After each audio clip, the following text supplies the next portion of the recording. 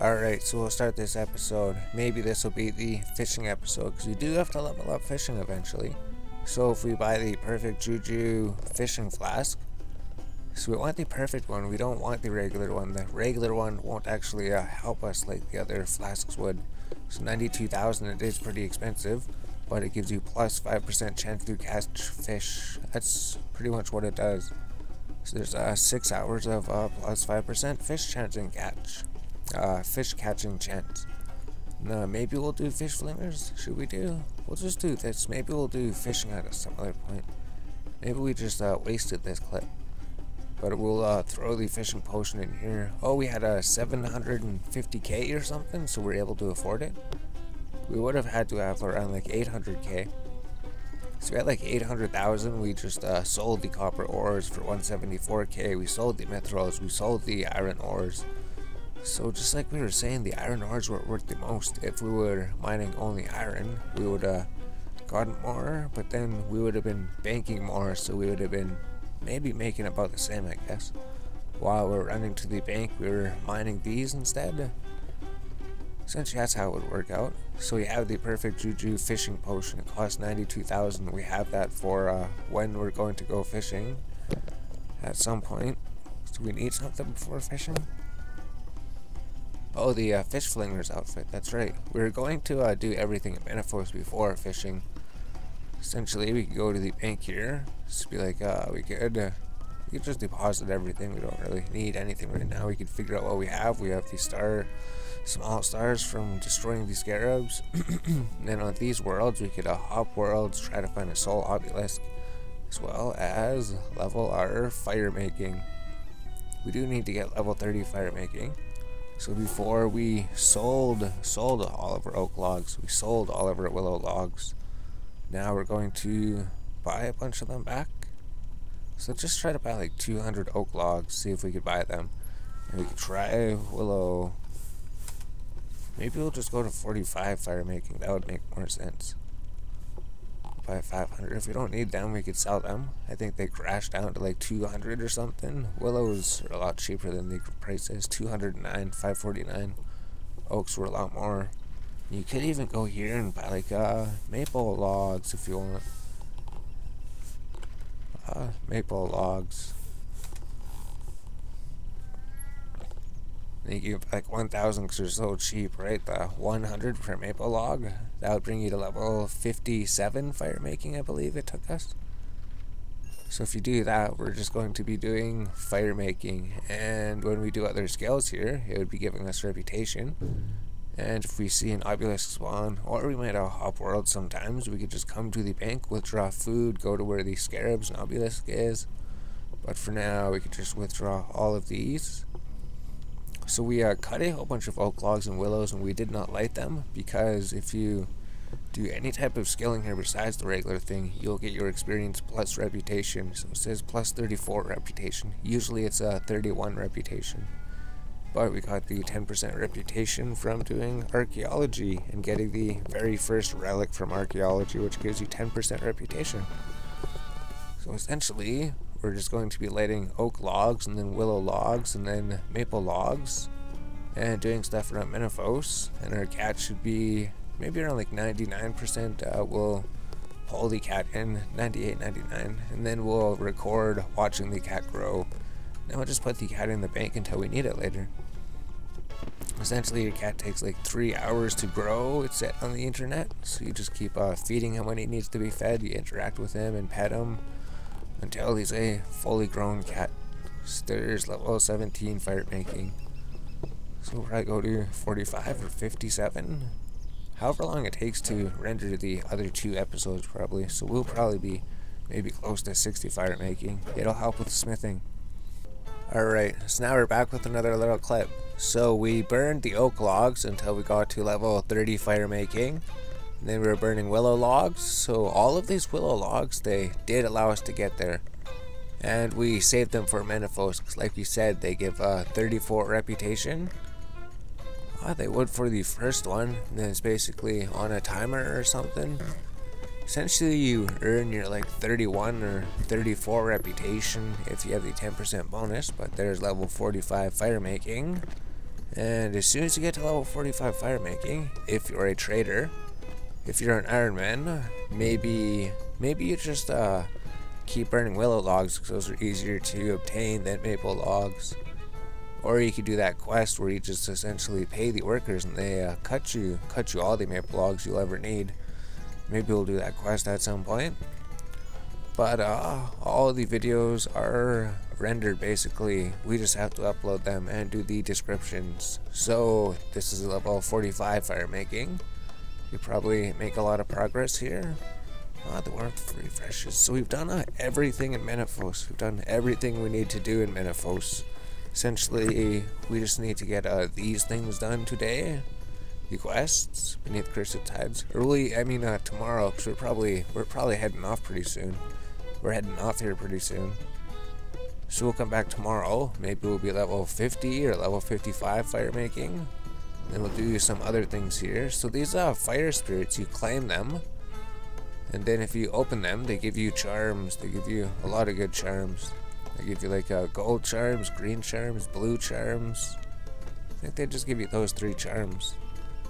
But by the end of it, firemaking, you'll get a lot of charms. And we should eventually look into those incense, right?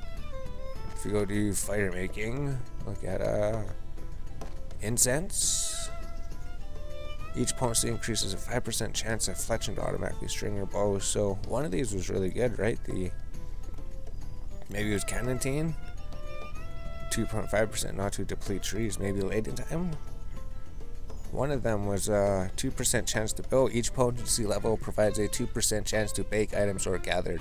So these stack up to 4 times. So it'd be like a 8% chance to bake.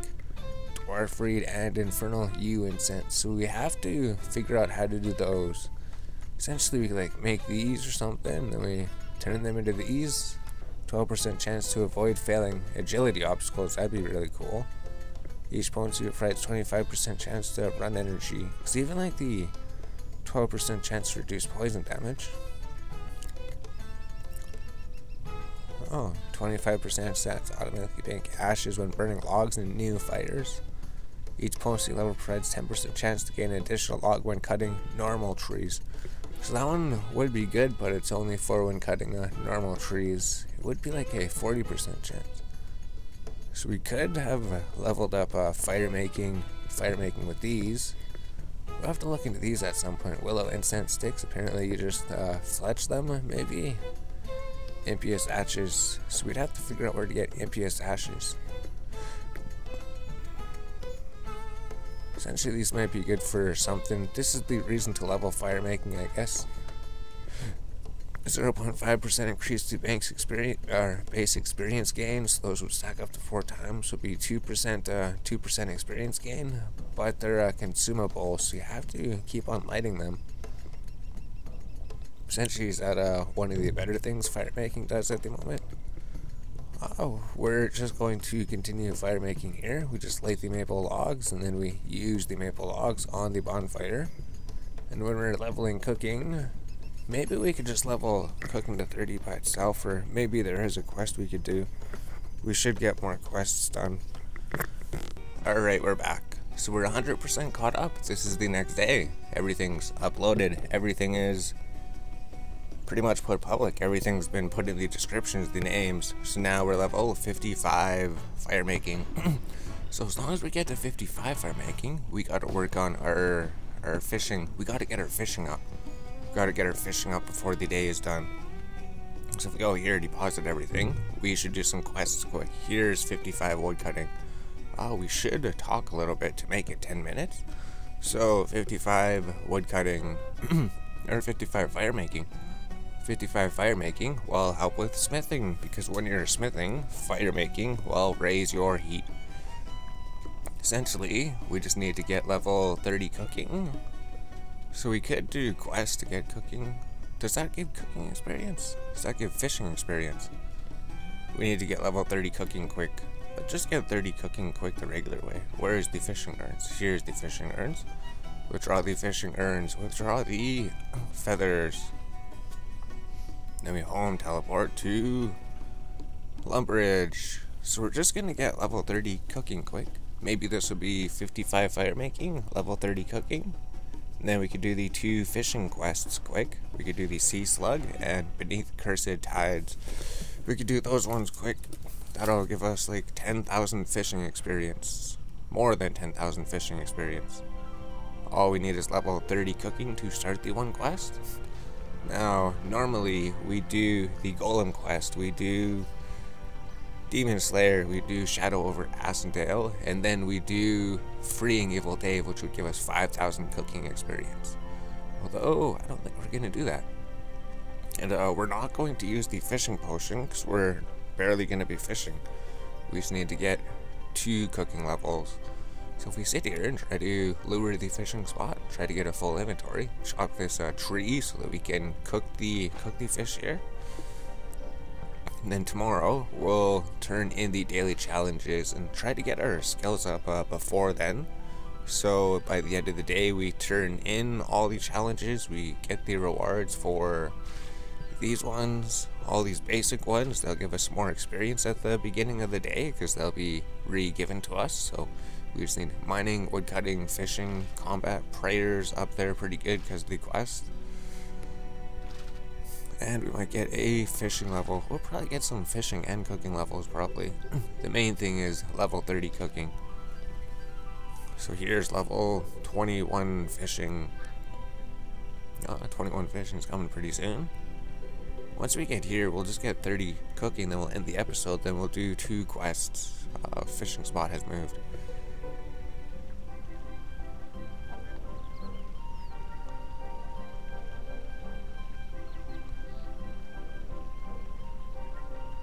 It's so slow without doing those quests. There's fishing level 21, so we could have just gone to do the sea slug. That would have given us 5,000. But let's not worry about it. Let's just quickly do this. If we light these and then cook them, how many trouts do we have to cook? 10, 20, 30, 40, maybe 2 inventories. So it won't take too long. Alright, so that didn't take too long. So we just got a bunch of firemaking done. We got the fishing done. We got to level 24 fishing. And if we use this on the fire, we got to level 30 cooking. Level 30 cooking. There we go. Now we could just do the 2 quests quick. So the first one, we could do we just do Sea Slug quick just because it's really quick and it just gives you fishing experience. And then Beneath Cursed Tides, we need level 10 summoning to redeem the lamp. Essentially both of them just give us fishing experience for not doing too much. Maybe we'll do Beneath Cursed Tides because it's the longest one. Maybe that would make sense. But the main thing was 30 cooking, like we've been saying. Once we get 30 cooking, everything opens up. So let's just deposit everything and then go do the quests quick.